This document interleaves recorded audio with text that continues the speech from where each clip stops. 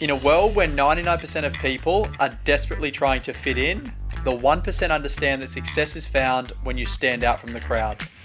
I'm Jack Henderson, and this is the Flamingo Sundays podcast. If you're looking for the 99%, you're in the wrong place.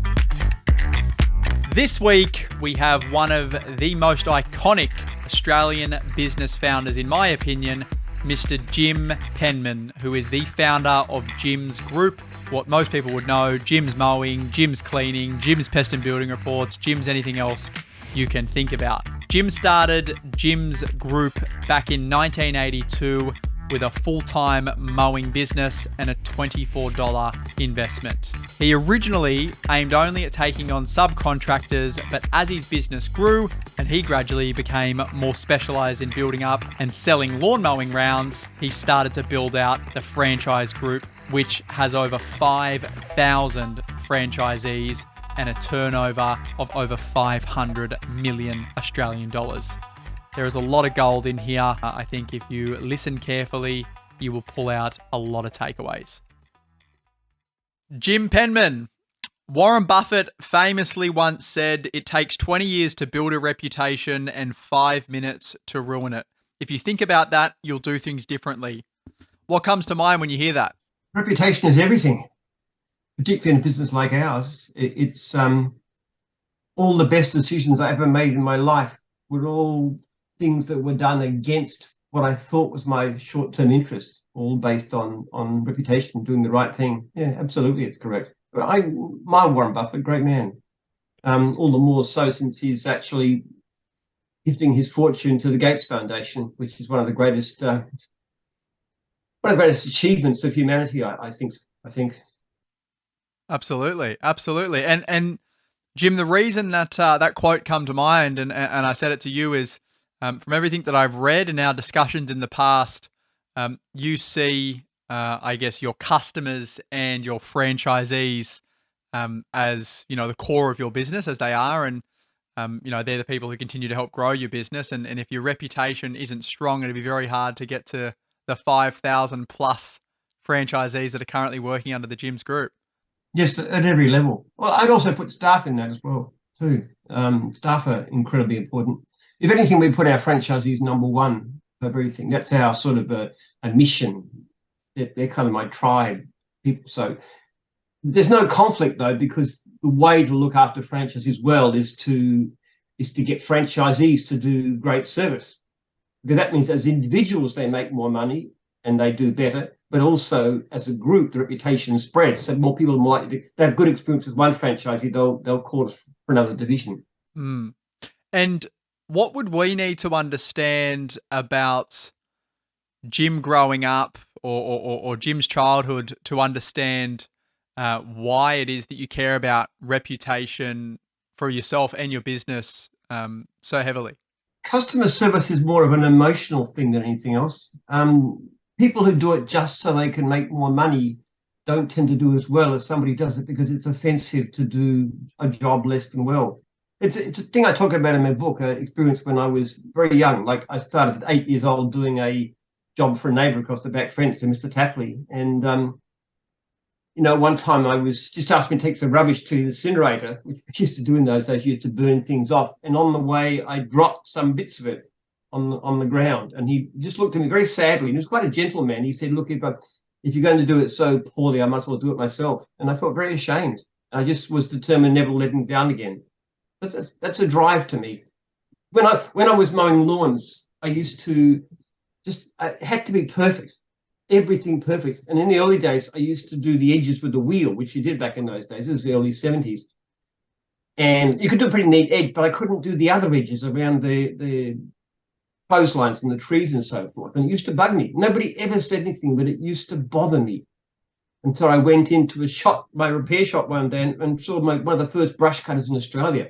And as soon as I found out what it was, I bought it, even though it cost more than a mower. I didn't have much money. I was a student, part-time, but because I could do the job with that perfectly.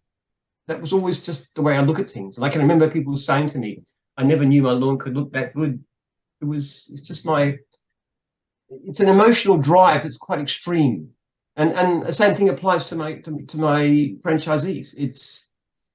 It upsets me People talk about, you're being proud of having so many. The thing I most emotionally relate to is franchises being successful. Somebody who's had a great change in life. That is by far a bigger thing than looking at changes in my bank balance. When you do look at the basics, when you actually emotionally care about the people you're dealing with, your clients, or in our case, franchisees, you do tend in the long run to make more money, but it's an incidental thing. And is that something that I guess, you've just seen as a consequence of doing the best you can possibly do every single day, and over time that's compounded both in goodwill and in financial? Yeah, it's an experience. Look, just as an example, when I started franchising back in 1989, the normal practice was to take anybody. They used to say $50,000 on a pulse, or hold a mirror to their to the prospect's mirror to their face, and if it's fogs, you sign them. This is normal activity. But I knew that people who gave poor customer service or who weren't otherwise suited would fail. And I couldn't stand the idea of signing franchisees who were likely to fail. And so I adopted a policy that said, I won't take anybody who is going to fail, which is totally different to anybody else was doing, especially my main rival at that time. My assumption was that doing that would actually mean I wouldn't ever grow very big. And I never expected to be bigger. At that time, VIP, my major competitor, has 250 franchisees. When I spent on my first one, I never thought I'd be bigger than them. But I wasn't prepared to make that move to put somebody on that I thought would be very likely to fail. That was purely a moral, emotional decision. And yet it turned out to be a spectacularly good decision, because what it meant was that I would give a list of my current franchisees with their phone numbers to any prospects. And this is decades before the franchising code came in. And that list would sell my franchises more effective than anything. So even though I thought it was against my own self-interest, in fact, it was a great business decision. Reflecting back on that now, because you took that policy and naturally you made the decision as to whether someone would likely succeed or fail based on all of your past experience, was it a slower start for the gyms group if you were to compare it to, say, your competitor at that time, VIP? Mostly the decision was made by my trainers. I had people I trusted, and I'd send somebody out on the road with them, and they'd have to give me a report as to how good they were. And basically, if they were doubtful, I'd say, well, would you put this person on as an employer to run one of your trailers? And if they said, no, I wouldn't, and I said, well, I won't take them either. So it was that was how I did it. I mean, there's certain kinds of things you look for. For example, if you've got a young man in particular whose parents, father or mother, are buying them a franchise, that's we know they're going to fail, almost certainly going to fail. Yeah, I didn't expect it to work. I really didn't. I just thought it was the right thing to do. I knew that because I remember speaking to one of my trainers in the pre-franchise days when I used to sell lawn mowing rounds, and he asked me what happened to so-and-so. I mentioned two guys he'd taken out. And he said, what happened to them? And I said, well, they both failed within a few months. And he said, I thought so. And I said, why? And he said, because they didn't have good attitude towards customer service. So even though I was selling lawn mowing grounds in those days, I wasn't actually screening anybody. That was what maybe that particular conversation made me decide to be selective, because I didn't want them to fail. Very interesting. And that also goes back to your long-term thinking and putting an emphasis on customer service, right? Because in the short term, having lots of franchisees come on, obviously, they pay their sign-on fee or whatever it is, probably makes short-term financial sense, but over the long term, it has a more significant negative impact on the business if people don't work. That's right. Well, that was the reasoning in the industry. The basic idea is if somebody doesn't seem particularly good, you put them on. Well, first of all, you might be wrong, and sometimes they would be too. I'm sure some people I rejected would have been okay. So you might be wrong, in which case you've missed out on the franchise, you've missed out on the upfront payment, you've missed out on the ongoing, you've failed to grow your business. And if you were right, well, they've still paid you for the business, and they've still paid you fees for the time being, and then they leave, and well, worse off. That was kind of the logic of it. It just didn't seem very, very, it didn't seem very right to me. That's all. I like that. So take us back to when, Jim went from being the man on the tools, doing the lawnmower run, being somewhat perfectionist about how to do things more efficiently, better, faster, and then going from being the practitioner of doing the work to then starting now to grow the business and bring people in to do the work. How did that transition work for yourself? It happened actually well before the franchise, because what I started to do was to build up and sell lawn mowing rounds.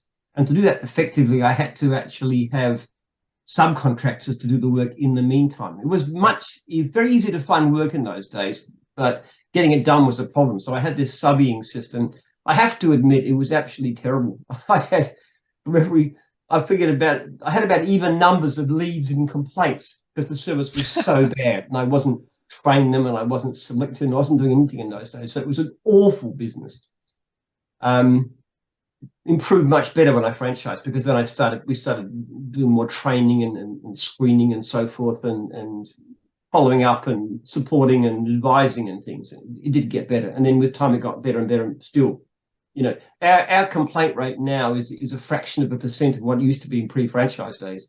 So I was terrible when I began. I was really bad at it. It's like customer service was awful. And how did that then change? Like, when did you get to a point where you thought something's not working here? People talk about the seventh wonder of the world in business being word of mouth referrals and getting business organically. And I'm assuming if you had the high complaint rate, that probably wasn't happening that much. So when did you make the decision to switch it to a franchise model as opposed to someone else doing the work? Well, it wasn't so much a decision as it was forced on me. I always had this little business building up and selling lawn mowing rounds, and I was doing okay. I managed to get out and pay off my debt and buy a house and stuff. So I was all right. I split it there among myself. Then a company called VIP, which I mentioned before, had been in Adelaide. I'd heard about them, and they came to Melbourne, and I just thought these guys would crush me. They had hundreds of franchisees. They had uniforms and signed trailers and a fancy office in South Melbourne, and brochures and well, I didn't have a clue about any of these things. I just thought these guys were so professional, so well organized, so knowledgeable that they would crush me. I actually rang up the state manager, a guy called David Mitchell, and I said to him, look, Jim Mowing. He said, I know who you are. And I said, look, I can't compete with you guys. I just wanted to see if I can help you out, and I'll help to build VIP, provide you with leads and so forth, customers. And he said, no thanks. So I basically went to the franchise expo that year, which was in the old exhibition buildings in Exhibition Street in Melbourne, and took off an identifying badge, went up to the stand and said, how does your system work as a prospective franchisee? And he told me, the guy behind, just explained how it works and what it did, and gave me this brochure and all kinds of things like that. So I thought, and then the state manager came on, kicked me off the stand. But I went away and I thought, well, I'll tell you what, there are good reasons for why this could work. I can see this. You can help each other to find leads more effectively. You can also, if somebody gets sick, like breaks a leg, if you're running a lawnmower business, you lose your business because your clients won't wait. So this way they can look after each other. So I could see the kind of benefits of it and why it might work long term. Before that, I couldn't understand why a person would keep on paying franchise fees. That was my biggest issue. Why would you keep on paying after you establish the business? But when I saw VIP, I thought, well, there are some reasons for it. But I looked at it and I thought, well, hang on a bit. I reckon I could develop a system that would be better for franchisees' point of view, that would be more attractive to franchisees. And it took me 9 months of arguing with lawyers to get a contract that I liked. And then I gave it to some of my prospective franchisees, like people who bought lawn mowing rounds from me in the past. I wanted to transfer across, or my best subbies. Now, some of them were very, very good. And I said, what do you think about it? And they actually decided, asked for a few changes to be made. And then I had a system, a contract that I thought was the best and fairest possible. And I launched it. That was what happened. And at the time, somebody asked me how many franchisees might you have one day. And I said, well, maybe, if it works well, maybe 100. Because bear in mind, I didn't even think I could beat VIP. That was my attitude at the time. I was very surprised how it took off. That's all. By the end of the first year, I had about 60, which was, wow, that's amazing. And then people started coming from interstate. I hadn't even thought of going outside Victoria. So it was just a surprise, I guess, really. I didn't think it worked so well. Let's unpack the initial part of that discussion there around you approaching VIP because naturally you thought that, oh, well, these guys are going to crush me and I'd rather have some business than no business. What was the thinking around that? And then when they in the end said no, how did your thinking then go? Well, if I can't join them, I'll beat them. Well, I thought I would see if I could try to beat them. I didn't think I could at the beginning. I just didn't know anything about them.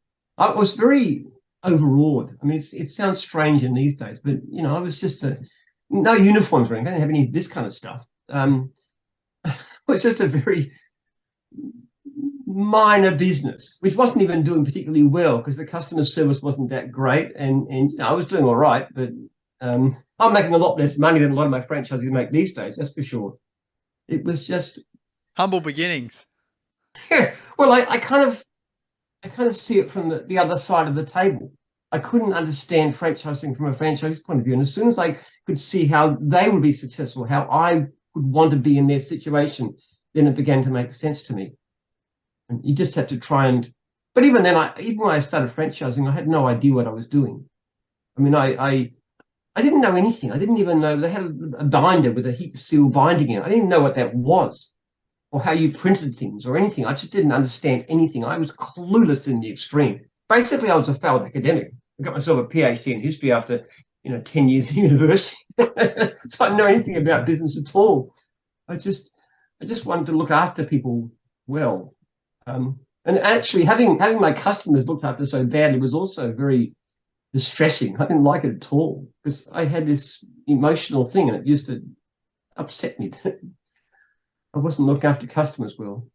When did the because naturally, as you've grown from one franchise to 60 in the first year, now to 5,000 plus, when did, I guess, learning more business acumen become something that then was important, right? Because, there's that saying, what got you here won't get you there. So I'm assuming you've developed a lot over that 30 to 40 year time frame.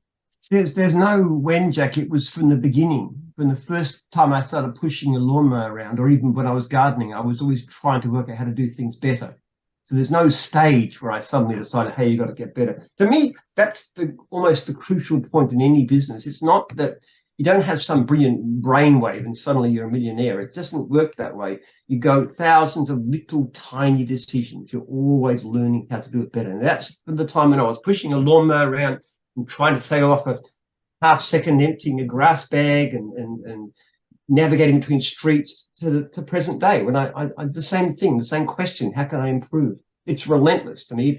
It's 365 days a year. There's never any day of my life that I don't think, how can I improve my better? And there's no day of my life where I don't think this isn't good enough.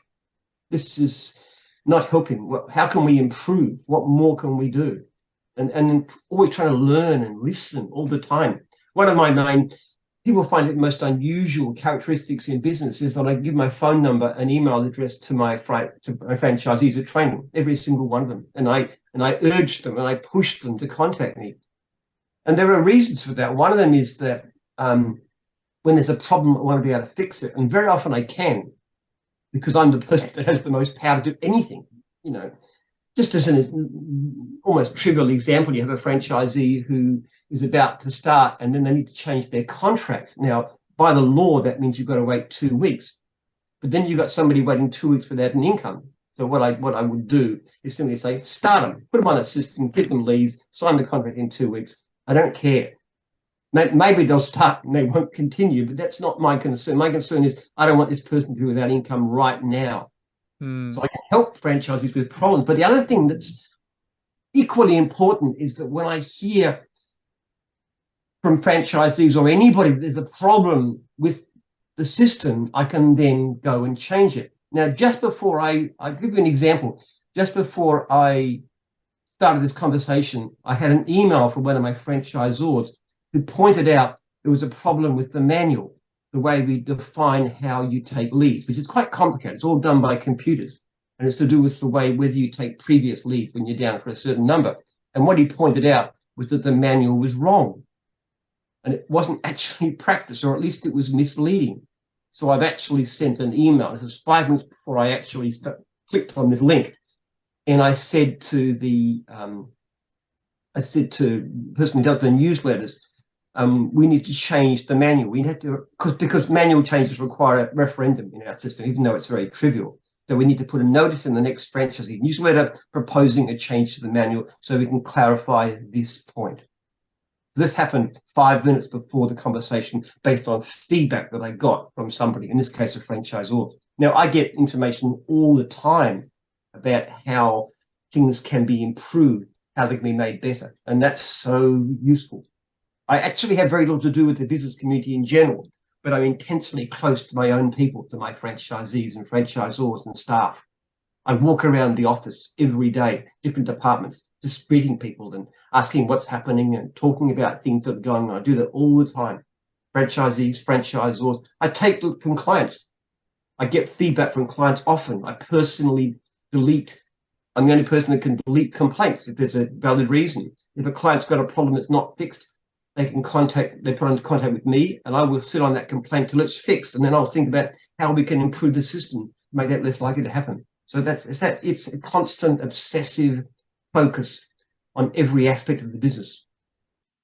I guess role as you become a CEO, if you read all the books, as I'm sure you've read a lot of history books, they would say that probably your system is not by the book.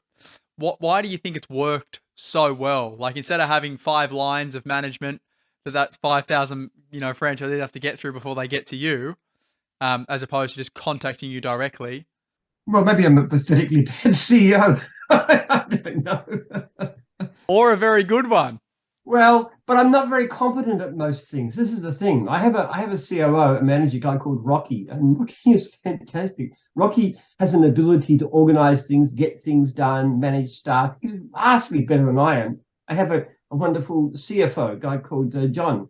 He's much better at his area than I have my Joel Kleber, that you've probably been in contact with, who does the social media stuff. He is far better at that than me. And then I've got other people in different departments, like I've got a lawyer and I've got documents, and they're all better than me. The person who runs the call center, she's wonderful.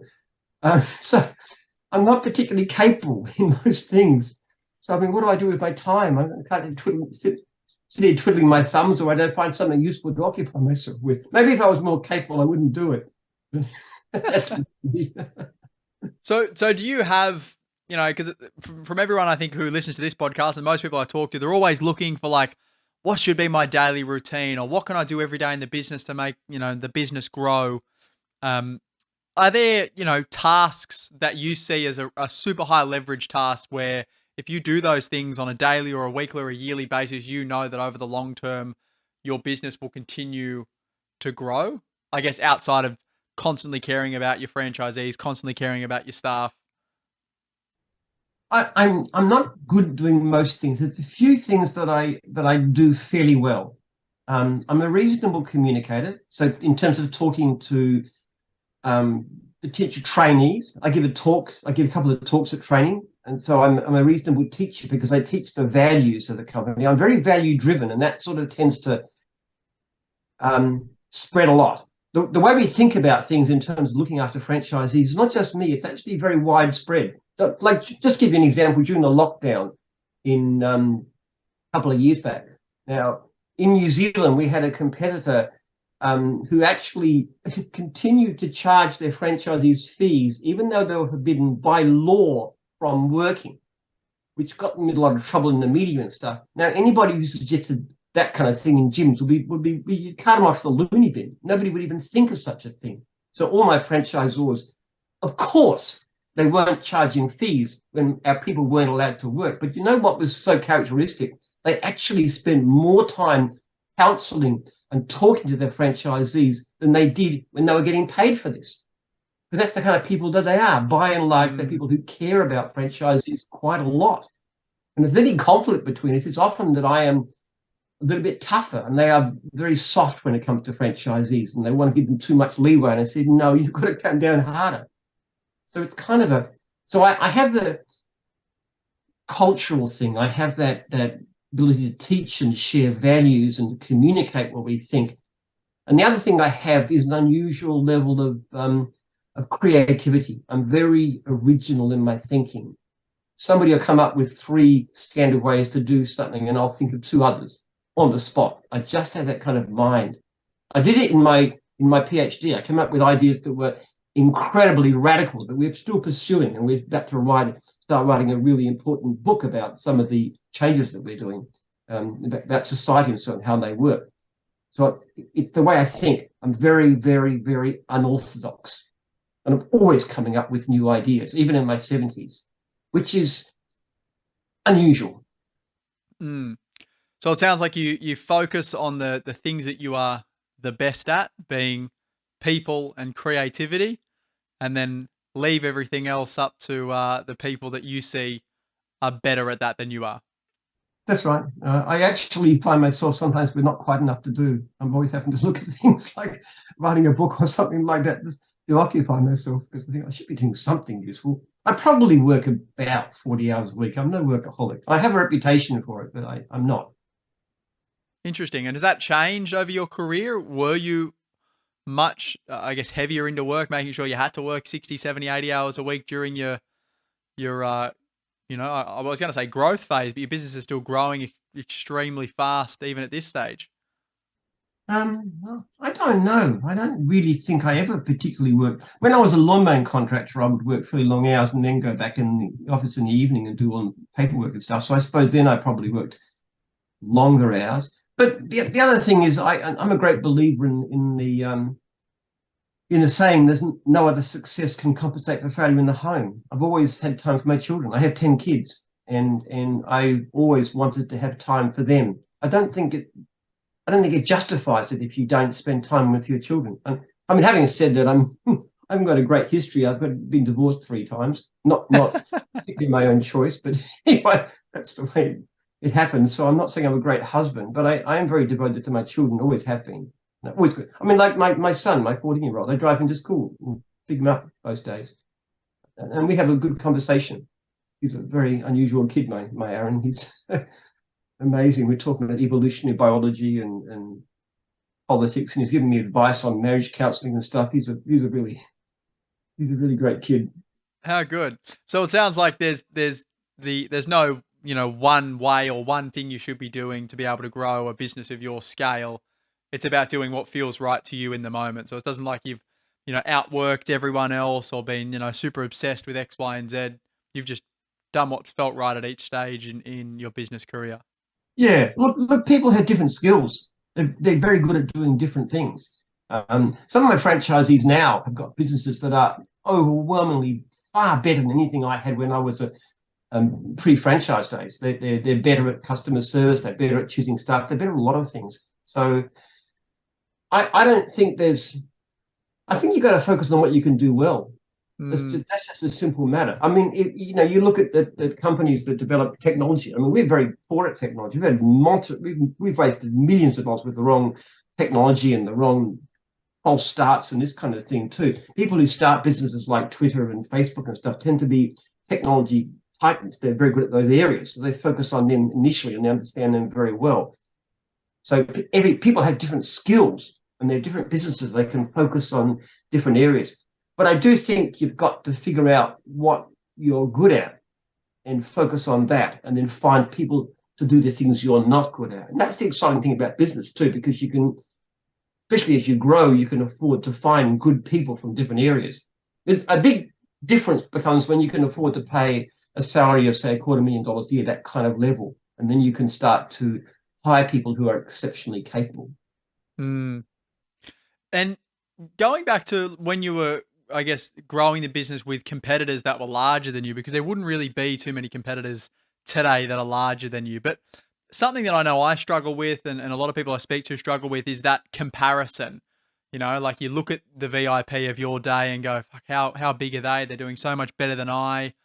And then you get down on yourself because you're not as good as they are, but you're maybe at a very different point in your business journey. Did you ever suffer with comparison? And if you did, how did you ever deal with it to know that you're on your own journey and what they do doesn't matter? I think the first thing to recognize is that by the standards of the service industry, in our particular niche, we are big, but in terms of business in general, we are not. BRW did this thing about, the rich 250 or something like that, and they want to put me down for it. And I said, don't be insane. I'm not even close to that level. So there are a lot of people, thousands and thousands of people in Australia who are more successful than I am in a purely financial sense. But and then even you look at overseas people like Bill Gates and Bezos and the rest, and they're multiple times richer than me. But there's a wonderful saying. I love sayings, which is attributed to Theodore Roosevelt. Social comparison is the thief of joy.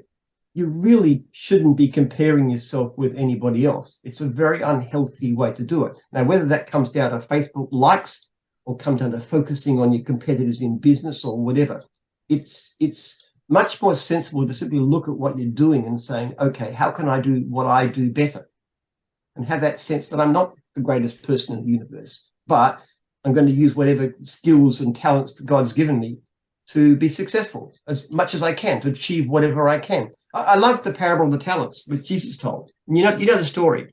A man has 3 servants. He's going away on a journey. He trusts them money, and talents are a lot of money. So one, he gives 5 talents because that guy's super capable. And then the other person, he gets 2 talents, a bit less capable. And the third guy, he gives 1 talent to, not as capable. And he goes away and he comes back. And the man with the 5 talents comes and says, I went out and traded and I did business, and here's 5 talents more. I doubled it. Good, great. Second guy, 2 talents, comes up, says, okay, I did the same thing. I doubled this. Here it is. Yeah, great. You've done well. Third guy says, I was so afraid of you because I knew you were a harsh man, so I buried it in the ground. Here it is, back again. And the master gets very angry and says, you should at least put it in the bank and got some interest on it.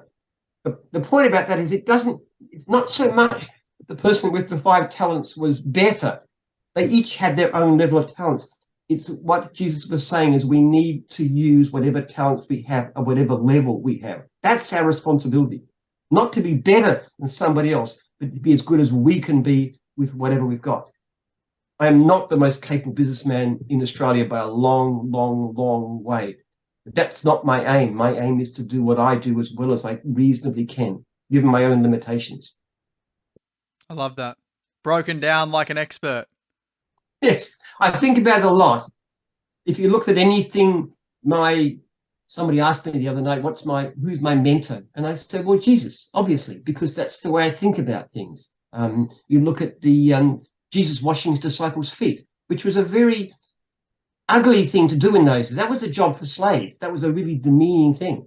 And occasionally, a very respected rabbi, the disciples would wash his feet as a sign of great respect. But for Jesus to do it was revolutionary. But if you think about it, that's how we see franchising. I am not the boss. I am the servant. My franchisees are my primary client. My aim is to make them successful. So you turn the whole power thing on its head. And is that something you work out daily? Because naturally, as you get more money, more freedom, more success, or people that are telling you successful, I know I've struggled or suffered with it. It's like you get this, sense of, oh, fuck, I don't need to do that. I can pay someone to do it. Or do I really want to go and do that now when I don't need to? How do you keep that sense of like humbleness, and then also the want and the drive to do those tasks that you don't need to do now because you know that it is the right thing to do for both yourself personally and then also your business? I don't quite know how to say that. I've got a lot to be humble about, I suppose. I'm also aware of my own flaws of character and ability, so it's not all that difficult to feel that sense of unworthiness, I suppose. I feel I'm totally down on myself, but I always have the feeling I can do better. I have a feeling of constant. I don't know where that comes from exactly, though, Jack. Honestly, I do see it as a danger, though. I mean, it's funny these days, especially in the last few years when I've become better known. People, there's kind of awed attitude when they meet me. Legendary Jim figure, and even though I don't look like myself, no beard or anything. So but as I say to them, well, the better you know me, the less in awe you're going to be of me. So I'm not that awe-inspiring in real life. Well, it's very true. What's that saying they say about when it's best not to meet your heroes because when you meet them, there's some saying about that. I don't know the exact wording. Yeah, well, they say nobody's a hero to his valet. Not that I would have a valet, but it's the people who know you the best aren't usually that impressed by you. Yeah, My yeah, kids or my wife or something like that, they'll certainly tell you I've got plenty of flaws. Like I said, my 14-year-old is always lecturing me about how to get on with people better. He says, you have a high IQ, but you've got an awful EQ. Emotional. And he's got a very good at big IQ, his EQ. He's very, very understanding at people. He reads their reactions extremely well, and I don't. well, he had to have learnt that somewhere, Jim, you see. No, not from me. I can Let's touch on, you said before I was as well known as I am now, and it's, one thing that I noticed over the last, I would say, 24 months. I'm very active on socials, and I started to see this just gyms pop up here, there, and everywhere in some PR, and then I saw videos, and then I saw you on TikTok, and then on LinkedIn you were popping up. What was the moment where you thought, okay, well, I've been doing this for long enough now, let's start to concentrate a little bit more on, I guess, personal brand as such? Because I didn't even really know if Jim was a real person. I knew the business, but if you asked me who is Jim, I would have had no idea. Where now there's actually a face to the brand or the name as such. Yeah, I get recognised in the street these days, which is very odd sometimes. She's always very pleasant, actually. I haven't said anything bad about me. I think the biggest single thing was our beloved dear Premier Daniel Andrews, who decided to shut down independent contractors in the during the COVID epidemic in the early stages, which was a crazily unnecessary thing to do. There was no health reasons for it. In fact, his own Department of Health and Human Services said that independent contractors outside should be allowed to operate, clearly no danger to public health. And then he gets up at a press conference a few days later and says you can't get your lawns mowed, your houses clean, typically appealing to his affluent inner suburban woke lefty supporters rather than having any interest in the poor sods who were getting thrown out of work for no reason. So he shuts down. And I got very, very upset about that because I could feel it. I'm talking, these aren't strangers to me. People I talk to every day ringing me and talking about the stress they were feeling and their financial problems, because not all of them had government support. We had one poor lady who was a student and she was threatened with eviction from his house because she couldn't pay her rent. This kind of thing, couldn't afford to eat. So I got very, very angry and upset about that, and I made a big, big fuss. And I wrote open letters and stuff. And I have a wonderful PR lady, Tess Lazarus, helping, and Joel Kleber was helping with all that too. So we started to make a very, very big fuss. And beginning, it turned out very negative. Two of my daughters wouldn't speak to me for months. They were so angry at me taking on their beloved Premier. But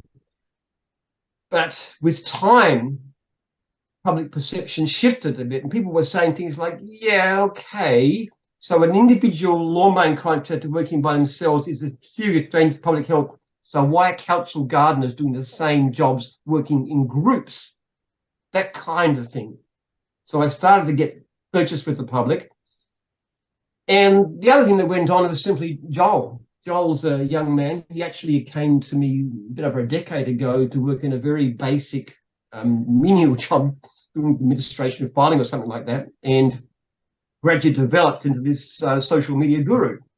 Became very good at it and is now one of my top people, top managers. Paid many times what he paid for when he started, I can assure you. And he's just become exceptionally good, largely self-taught. He does reads a lot of Gary Vee and stuff. And we gradually learned, or he's learned in particular, how to do it. And it's interesting how these things work. And one of the things we do is every third week we do this thing called Ask Jim, which is a sort of a live interview. Anybody can ask me questions they like. And I'm reasonably competent. Like, I'll ask any questions off the top of my head. And what he does is he takes segments of that and puts them out. Like, for example, I told a joke about New Zealand one time, and he put that joke out on social media and it got 1.6 million views. Now, only about 60 or 70 people were watching it live, but when you take the things out of it, the individual questions, and put them out.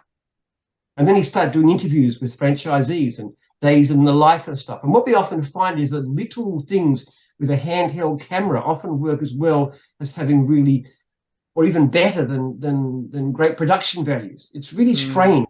And you never know. I'll be walking through like a trade down, talking to a particular franchisee with particular experience, just casually, and they're following me with a camera and a microphone, of course. And this gets hundreds of thousands of views. It just reaches the public perception and they recommend it. So it's this kind of lots and lots and lots of small things. Like one of the things we do recently, which has just started, is we have these things called our core vouchers, which give you so you get free accommodation and you get heavily discounted meals. They're quite nice things to have. They're really good value. They're worth about $600 each. We bought 500 of them at a discount, of course. And what we do is whenever a franchisee has a story or anything at all, they've done well, they've lots of 5-star reviews, they've had a fantastic first month, great going income, numbers of employees, community service, things they've done well, how it's changed their family, anything at all, any good story, we do an interview and we give them one of these vouchers, which is a way of thanking them, congratulating them, but it also gives lots and lots of publicity. So we're doing hundreds of these interviews, and these are going out to spread, and they do very well because they're real life stories. And they're often not about people making a fortune. It might be somebody who's talking about how they were able to help elderly people in their community, for example, or, you know, the guy who works with the homeless or something like that, or somebody who's, you know, fostering children or able to support their local football team in various ways that they couldn't in the past, or their lifestyle's better. They've seen their sons grow up when they couldn't have. Lots and lots of stories about how their lives have been changed. And that stuff is very powerful. And we've got a lot of them, actually. There's a lot of people who've got so many great stories, and we spread those out. And how much of an impact would you say that's had on not only the happiness of all of your team, but then also the growth of the business? Because I remember the last time we spoke, you said prior to COVID, you were sitting at like 3,800-ish franchisees and now 5,000 plus? Yes, and growing fast. We've only hit 5,000 a couple of months ago. We're at about 5,070 or something. It's quite extraordinary. And what makes, look, in a sense, it was quite hard to understand. COVID, in a sense, you look at it, yeah, people are thrown out of work and they're needing jobs, so franchising numbers tend to start going up then. But our business is limited not by clients, but by franchisees. Last year we had just under a third, 32 point something percent of all of our leads went unserviced. The demand was huge. This year it's not quite as strong, it's about 25% unserviced so far. So we have a lot more clients than we have ability to look after them. So our limitation is finding franchisees. Now, the really peculiar thing is that since COVID, we've had the tightest employment record ever. We've had people in short supply, wages are being built up, the unemployment level is remarkably low. That should be the worst time for us. That should be the time when we were least likely to grow, and yet we kept on growing. Now, I cannot explain this in any other way except that the social media thing is so powerful that it gets the story out there. See, people don't believe. They kind of have this idea that, well, first of all, that, you know, you're a gardener or you're building fences. Obviously, you're a manual labourer. That's pretty low. You can't make good money, maybe $30-40 an hour maximum. I've got somebody who gets up and talks about making like $120 an hour or $180 an hour. And there's these stories all over the place. You talk about people making extraordinary amounts of money and how lucrative it can be and how good. That's a surprise. People just don't understand. And even little things like the fact that I give my phone number to all my franchisees, people find that very odd. And it comes from the franchisees themselves. And they say, look, I tried to contact Jim, I had a problem. And he took a call and fixed it like that. That kind of story just gets out there, little stories. They're all true, but people don't know about them. So you're just essentially documenting the stuff that's actually happening as opposed to trying to create this, crazy, highly produced content. Yeah, it's very, very crude stuff. It's amazing, Jack. I just cannot comprehend. But virtually everybody who comes to training has seen this stuff.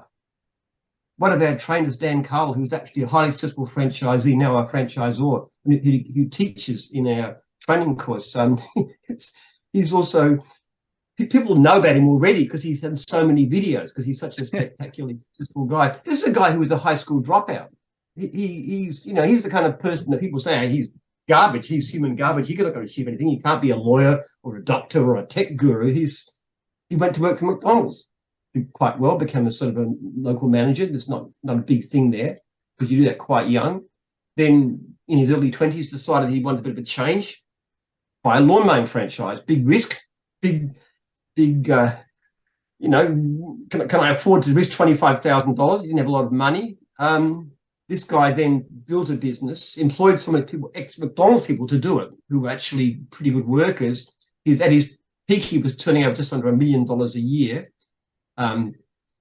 He then went out of that and became a franchisor. He's working in partnership with us. He's basically doubled the number of franchisees in the region looking after it. Fantastic coach, fantastic at sales, fantastic motivator. And he's now, well, in normal terms, he's a millionaire, and he's still in his 20s. That kind of story is possible. People don't understand what you can achieve in the service industry. It's so open to talent. It doesn't matter what your education is. It doesn't matter how much money you have. You don't need much money to start. You can start with almost nothing. If you've got the drive and the ability and the ethics and the passion to do this, you can do extraordinary things. We just need to let people know. So, Jim, if we were to reflect back over the long career that you've had and the very successful career that you've had, even though you may not think so yourself, what would you put down as maybe the three key things? Now you reflect back on it and you go, these are the three things that, have gotten me to where I am right now. And I reckon I know two of them in my head from our discussion so far. But what would you say the three key things are? Relentless focus on doing better is the number one thing I'd say. If there's one thing that distinguishes, and I'm not looking at myself, I'm looking at also, I'm a kind of a mentor to, in effect, hundreds, even thousands of people at a certain level. If I look at who's successful and who's not, the ones who are best are the ones that say, how can I improve? And the ones that are the worst are the ones that say, I'm already good enough, I don't need to change. If anything goes wrong, it's not my fault, it's someone else's fault. They've got to change. That's the first thing, constant improvement. Second thing, focus on your people that you're dealing with, on their welfare and their interests above all. If you look after your customers really, really, really well, or in a franchising terms, if you look after your franchisees well, and I'm not saying we do either of them as well as we should, we don't, you'll tend to do a lot better than if you think first of all about the money. You've got to make sure there is enough money. You've got to control your cost to some extent, and I'm not always good at that. But you've always got to be focused first on the interests of the people that you're dealing with. If they're going to be really happy with you, then somehow you'll work out a way to make money out of it. Those are really the two biggest things of all. And I guess another thing I would simply say is that money isn't everything. I don't believe that just piling up wealth is a valuable, is a worthwhile way of living your life. And it comes down to this idea: people just want more and more so they can spend more and they can display more and show an expensive car and a big house and a fancy clothes and prestigious holidays and this kind of thing too. And I have to say too, I don't think, and science pretty well backs me on this, that it makes you happy. That constantly trying to sound better than anybody else isn't valuable. And what actually does work when you've got money is experience is a lot better than things. If you actually go out with friends, if you have a social life, if you've got relationships with your family, that really matters more. But the number one thing that creates happiness that you can do with money, give it away. Give it away to a cause that you believe in, that you're involved in. The way that Bill Gates does with his Gates Foundation, and the way that I do on a much higher level with my research foundation, and which is actually most of my net income goes into that, because I think it has a tremendous value. So I'd say do something worthwhile with your life and don't just pile up money. Money's useful. It's a great servant, but a bad master. Love it. What a way to end. Jim, appreciate your time for the second time around. And this time we'll make sure it goes to air. I appreciate that, mate. Okay, no worries, Jack. It's good to talk to you again. See you. You too. See you, mate. Thank you.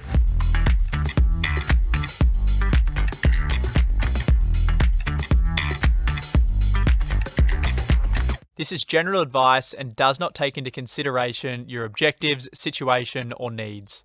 You should consider if this advice is suitable to you or your circumstances, and please read any applicable PDS beforehand. This is a Henderson podcast production.